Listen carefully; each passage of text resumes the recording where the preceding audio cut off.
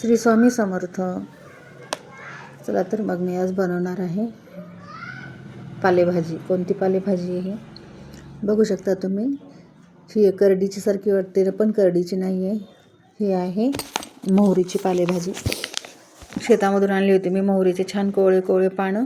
त्याची भाजी खूप छान होती.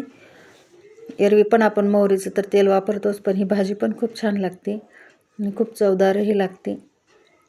गुडघ्यासाठी वगैरे तर चांगलंच आहे.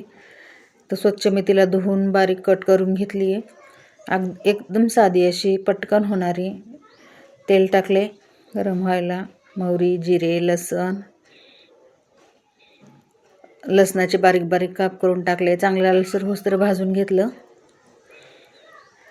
थोडं लाल तिखट करणार आहे मी. लाल तिखट टाकले. लसणाची चटणी आहे माझी ती. तुम्ही हिरवी मिरची टाकू शकता त्यामध्ये. छान मस्त हलवून घेतली आणि थोडी भाजी टाकली, परतून घ्यायची मग तेलामध्ये पूर्ण टाकून. थोडा वेळ परतायची ते पाणी पूर्ण कमी होईपर्यंत. मग ती कमी झाली की बरोबर त्याची भाजी होऊन जाते. डाळ वगैरे पण टाकतात त्याच्यामध्ये, मुगाची किंवा शेंगदाण्याचा कूट पण टाकतात, पण मी नाही, मला प्लेनच आवडती.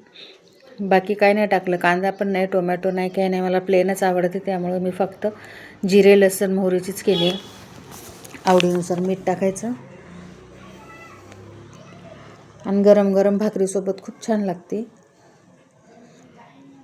खूपच छान लागते. बघा भाजी आता झालेली आहे. छान लागते. लसणाचे बारीक बारीक काप दिसतात. तर कसा वाटला व्हिडिओ? रेसिपी आवडली असेल तर नक्की लाईक करा. धन्यवाद.